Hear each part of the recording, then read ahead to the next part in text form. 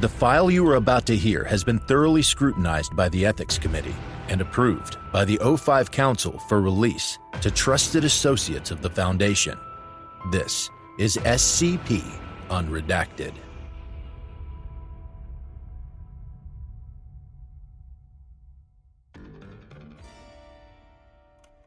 Item number SCP-4923. Object class Keter. Orthomial, depending on perspective. Special containment procedures. SCP-4923 is to be maintained in a self-referential, conceptual maintenance loop of its own design. Alabaster couldn't hold it. Gypsum blood, friends. Gypsum blood. The Foundation's collection of SCP-4923 are kept in several thousand buckets, which are available on request or for taxation purposes.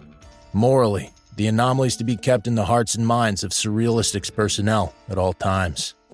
As such, the reprehensibility of personnel who interact with the anomaly is paramount. The self-referential nature of its self-referential nature, being self-referential, should be denatured as frequently as possible. Being alabaster, it is of course difficult to isolate its proteins, though our Surrealists have found a way. Personnel investigating the anomaly must undergo daily radiological examinations of the skull. Should an additional instance of the anomaly be discovered therein, it should be immediately excised from the noggin and added to the buckets. Forgive us this levity, lad or Luddite. You'll understand it later. Probably, if you're paying attention. If it's too late, though, you'll think we're bat-fucking sane. Description: SCP-4923 is a frankly fantastic collection of approximately 120 billion corpora arenacea of human make. Individual instances of the anomaly are semantically variant and contradictory, making direct and/or if formal referential styles totally useless. Indeed, attempts to directly describe the anomaly in a proper fashion, or one that matches sensicality too well, messes with the neurons and screws you up a tad. This is why most of this documentation is contradictory. Though we speaketh madness, there be a method in it. Let's put it like this, without the italics. Inside your skull, there's a tiny little blob called the epiphysis cerebri, and over time, it slowly turns to stone. This is a process which kills you, or part of you. It's a curse we got from a long time ago when we pissed off one of the more evil gods, probably.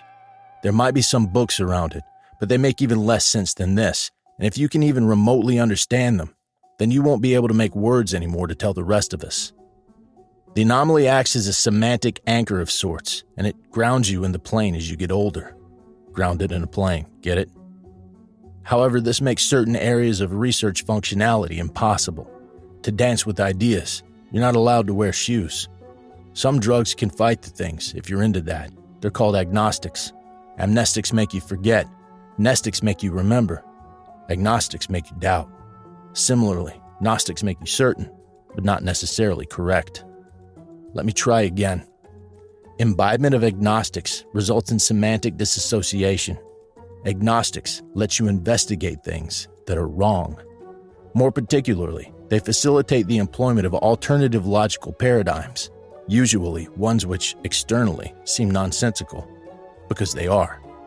We're warriors of untruth. The nice thing about living in untruth, however, is that you've a stronger power over the edges of Gnostic truthful realities. If we make just the right things wrong, then rightness and logical truth takes up the vacuum left in the space, and in moves reality to occupy the space. It's called Surrealistics, and fuck, everyone seems to hate us for it.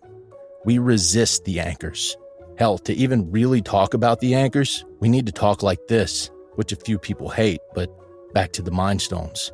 They're toxic things, awful rock cancers that just grow and grow until you're firmly mired in this particular perceptual state.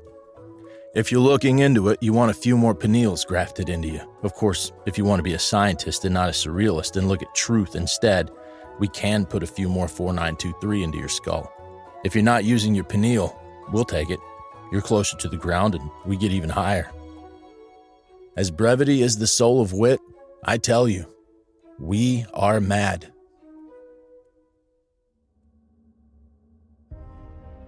Thank you for listening.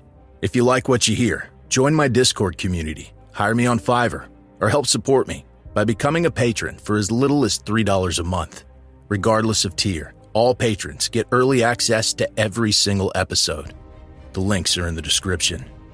I don't have the talent it takes to write a skip. All I do is read. Original authors make this podcast possible, so credit to the original author. Their link's in the description. Show them some love as well. Consider becoming a member of the SCP Wiki. Upvote their work, and maybe write a skip of your own. Maybe I'll read it here someday. You never know if you never try. The content of this podcast and content relating to the SCP Foundation, including the SCP Foundation logo, is licensed under Creative Commons Sharealike 3.0, and all concepts originate from scpwiki.com and its authors. This recording, being derived from this content, is hereby also released under Creative Commons Sharealike 3.0.